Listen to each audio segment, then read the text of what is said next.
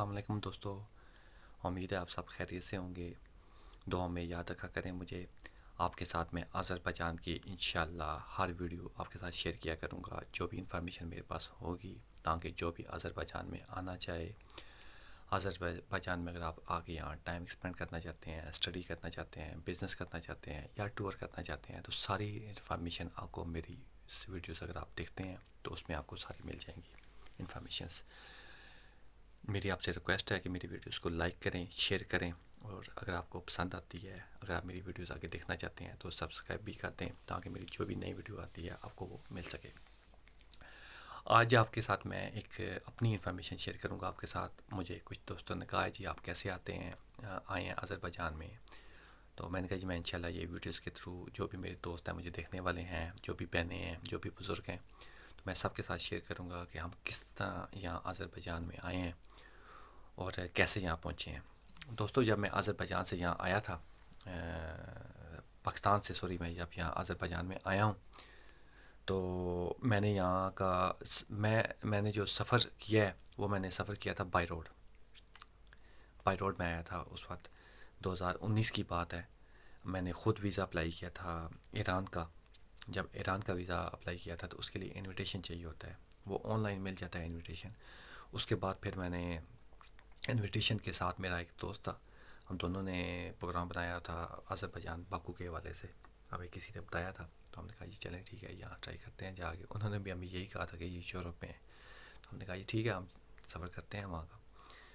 تو جس وقت میں نے اپلائی کیا انویٹیشن اپنا اور اپنے دوست کا، تو مجھے مل گیا وہ۔ پھر ہم ایمبیسی میں چلے گئے ایران کی، جب ڈاکومنٹ جمع کروائے، فیس جمع کروائی اس وقت، تو کچھ دنوں بعد ہمیں کال آ گئی انٹرویوز کی۔ جب ہم انٹرویو دینے کے لیے گئے ایران ایمبیسی میں، تو ایران ایمبیسی والوں نے جو ان کا تھا انٹرویو لینے والا، اس نے ہمیں کہا جی آپ بائی ایئر کیوں نہیں جاتے آپ آذربائجان؟ تو ہم نے کہا جی نہیں ہم بائی روڈ جائیں گے، ہم نے کچھ زیارتیں کرنی ہیں ایران میں، زیارت بنی ہوئی ہیں، ہم نے وزٹ کرنا ہے، ٹور کرنا ہے ایران کا، اس کے بعد پھر بائی روڈ ہم آذربائجان جائیں گے۔ تو انہوں نے خیر صاف انکار کر دیا تھا کہ ہم آپ کو اجازت نہیں دیں گے، آپ بائی ایئر جائیں آذربائجان۔ تو ہمیں بھی کوئی اتنا نالج نہیں تھا کہ ہم تو سننے میں تو یہی آیا تھا کہ آذربائجان میں اگر آپ جاتے ہیں بائی ایئر تو اس میں خرچہ زیادہ ہے، ہمیں ریٹرن ٹکٹ لینی پڑے گی، اگر ہم جاتے ہیں بائی روڈ تو اس پہ خرچہ کم ہے۔ تو میں نے بھی یوٹیوب سے یہ ویڈیوز دیکھ کے یہ سارا پھر اس پہ آئیڈیا کیا تھا، میں نے کہا نہیں بائی روڈ ہمارا راستہ ٹھیک رہے گا۔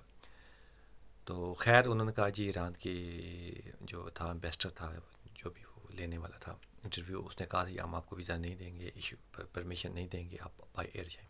ہم مایوس ہو کے اٹھ کے آگے واپس، وہاں کچھ اور لڑکے بھی آئے ہوئے تھے انٹرویو دینے کے لیے، لیکن ہم تو مایوس ہو گئے تھے، ہم اب نہیں جا سکتے، بائی ایئر ہی جانا پڑے گا، ہمیں ٹکٹ لینی پڑے گی۔ لیکن کچھ دن پھر بھی میں نے دوست کو کہا کہ ہم ویٹ کرنا چاہیے، ہمیں یہ کیا اپلائی کرتے ہیں، اگر ریجیکٹ کریں گے تو ہم آن لائن چیک کر لیں گے، اگر ریجیکٹ ہوا تو پھر ہم دوسرا راستہ بائی ایئر کا کریں گے۔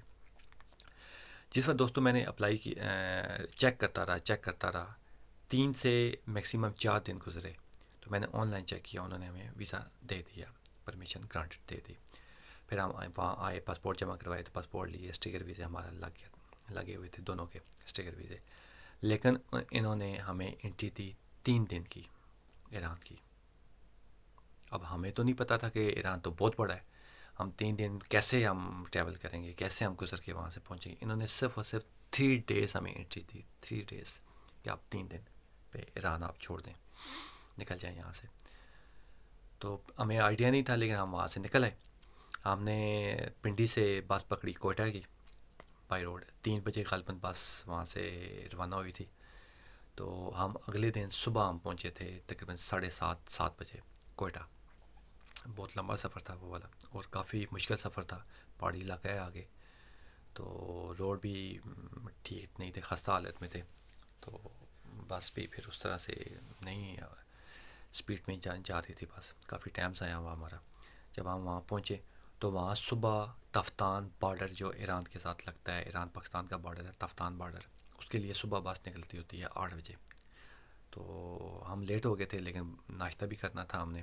ہمارے ساتھ ایک اور فیملی تھی، وہ ایران کی تھی، انہوں نے کہا جی 8 بجے بس نکلتی ہے تو آپ آئیں، ہم بھی وہاں جا رہے ہیں، لیکن ہم وہاں ان کے ساتھ نہیں گئے۔ ہم نے کہا جی ہم پہلے ناشتہ کریں گے، 12 گھنٹے کا سفر ہے، تو بھوک لگی ہوئی ہے، ہم ایسے کیسے سفر کریں گے؟ تو وہ ہماری بس ہم سے چھوٹ گئی۔ پھر وہ جو میرا ساتھ دوست تھا، اس کے کچھ جاننے والے تھے کوئٹہ میں، تو ہم نے پہلے ناشتہ کیا، پھر ان سے رابطہ کیا، ہم وہاں چلے گئے کہ ہم اگر ایک دن وہاں اسٹے کریں گے تو اگلے دن صبح وہاں سے پھر نکل آئیں گے۔ لیکن جہاں ہم گئے اسٹے کرنے کے لیے، تو میں نہیں جانتا ہوں وہ ان کی کیسی فیملی تھی ان کے ساتھ، تو انہوں نے کہا جی نہیں، تھوڑے سے تنگ پڑ گئے، وہ ایسی بات ہے، مہمان آتا ہے تو وہ تنگ ہی پڑ جاتے ہیں، تو ان کی کچھ تھے دور پار کے رشتہ دار، تو وہ تنگ پڑ گئے، انہوں نے کہا جی آپ نکل جائیں یہاں سے ابھی، تو گاڑی کروا دیتے ہیں، آپ وہاں تفتان باڑے چلے جائیں، وہ کھلا ہوتا ہے، جس ٹائم آپ مرضی جائیں آپ کراس کر سکتے ہیں۔ ہم نے ان کے موڈ دیکھ لیے تھے، چیک کر لیے تھے ہم نے، تو میں نے دوست کو کہا یار ہمیں یہاں سے نکلنا چاہیے، اچھا نہیں لگتا۔ پھر خیر ہم بھی ایسی بات ہے، سفر کیا ہوتا صحیح رات کا، تو سو نہیں سکے تھے ہم گاڑی میں، تو سو گئے تھے ہم 3-4 گھنٹے کے لیے۔ پھر اٹھے جب ناشتہ انہوں نے ہمیں دیا کر کے، پھر ہم نے کہا جی ہم نے جانے کا فیصلہ کیا وہاں سے، وہ اس کا ایک آیا تھا جاننے والا، وہ اسے ملے، انہوں نے ہمیں گاڑی کروا دی، گاڑی کروائی، انہوں نے کہا جی یہ گاڑی آپ کی 4,000 میں ہوئی ہے، اور یہ آپ کو تفتان بارڈر کے قریب ایک جگہ ہے تلبندی، یہ وہاں آپ کو چھوڑ دیں گے، وہاں ہوٹل ہے ہمارا جاننے والا، غالباً فردوس ہوٹل کا نام تھا، اور عرفان بندہ تھا جو اس کا جس نے ٹھیکہ لیا ہوا تھا، ان کا جاننے والا تھا، تو انہوں نے کہا جی رات آپ وہاں اسٹے کریں، اور 3 گھنٹے کا رستہ ہے بارڈر کا، وہاں پھر آپ کو بائی روڈ آپ وہاں گاڑی کروا دیں گے آپ کو، آپ نکل جانا۔ ہم نے کہا جی ٹھیک ہے، ہم وہاں سے نکل کے آ گئے کوئٹہ سے بلوچستان کے لیے۔ تو جس وقت ہم وہاں آئے تو دلبندی ہم نے انہوں نے گاڑی والے نے چھوڑا ہے، کرایہ بھی وہ نہیں تھا جو انہوں نے بتایا تھا ہمیں، وہ بڑا ہی خطرناک رستہ تھا، پہاڑیاں تھی، وہ بڑی خطرناک موڑ تھے، اور بڑے ہم ڈرے وہاں، لیکن وہاں سے خیر ہم نکل آئے۔ جب ہم دلبندی پہنچے ہم، تو اس ڈرائیور نے مجھے کہا کہ بھئی آپ کا 10,000 روپیہ بنتا ہے کرایہ، تو ہم نے کہا جی 10,000 تو نہیں، انہوں نے ہمیں 4,000 کا، غلطی ہم سے بھی یہ ہوئی کہ ہم نے پوچھا ہی نہیں، کنفرم ہی نہیں کیا بیٹھتے وقت، تو انہوں نے کہا جی نہیں آپ کا کرایہ جو ہے نا 10,000 بنتا ہے۔ خیر کرتے کرتے کرتے کرتے ہم نے 6,000 کرایہ اسے دے دیا اس بندے کو۔ تو موسم بھی کافی زیادہ خراب ہو چکا تھا اس وقت، اور خیر ہم جس بندے کے پاس گئے، ہمیں تو یہی ڈاؤٹ تھا کہ یار پیچھے ہمارے ساتھ ایسا ہوا ہے، تو آگے اگر ہم جائیں گے تو ہمارے ساتھ ویسے ہی ہوگا، یہ ہوٹل والا بھی ہمارے ساتھ ویسے ہی کرے گا۔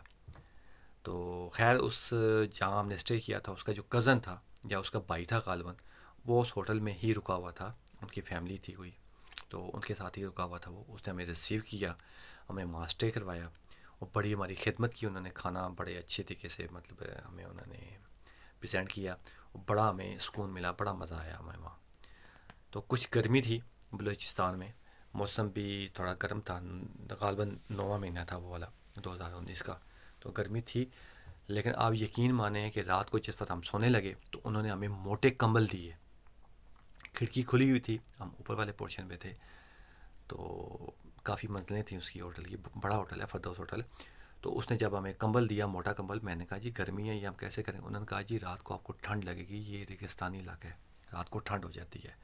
تو میں خیر ان کی بات نہیں مانا، میں نے کہا کوئی بات نہیں، خیر ہے، کہاں سے ٹھنڈ ہوگی بھائی۔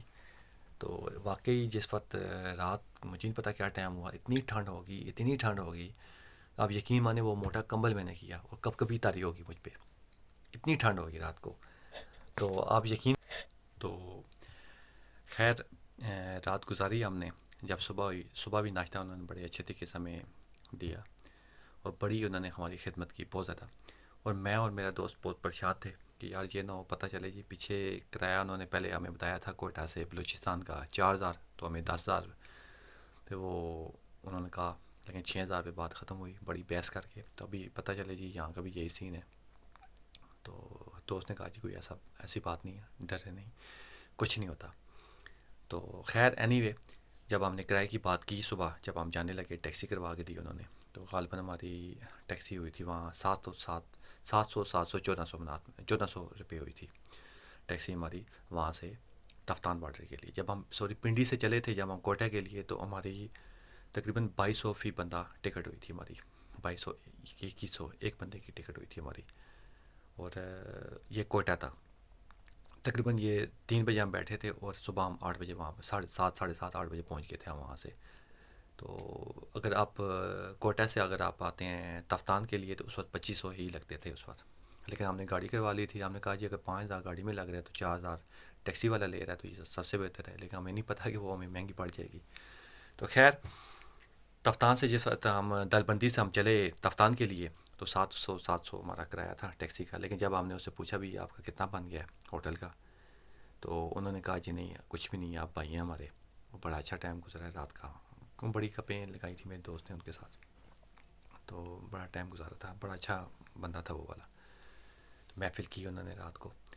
تو وہاں سے جب ہم خیر نکلے کرایہ تو انہوں نے ہم سے نہیں لیا، تو ہم نے وہاں سے نکل آئے. تو آگے جب ہم پہنچے تفتان بارڈر پہ، جگہ جگہ پہ رات دن کو روڈ کے ساتھ ساتھ ناکے لگے ہوئے تھے آرمی کے، جگہ جگہ پہ. وہ کچھ خیر وہ گاڑیوں کو جانتے ہیں، پرانی گاڑیاں جو ڈرائیور ہوتے ہیں انہیں، تو لیکن وہ پوچھتے تھے. پاسپورٹ چیک کیے ہمارے، ویزے چیک کیے انہوں نے راستے میں ہمارے.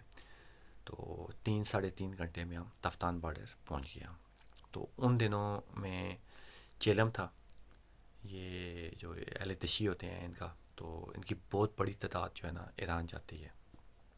ایران سے غالباً پھر وہ عراق بھی جاتے ہیں، کوئی اس طرح کا ان کا سین ہے. لیکن ہے بہت زیادہ بسیں تھی، بہت ہی بڑا رش تھا، بہت ہی بڑا رش تھا بارڈر پہ، تفتان بارڈر پہ.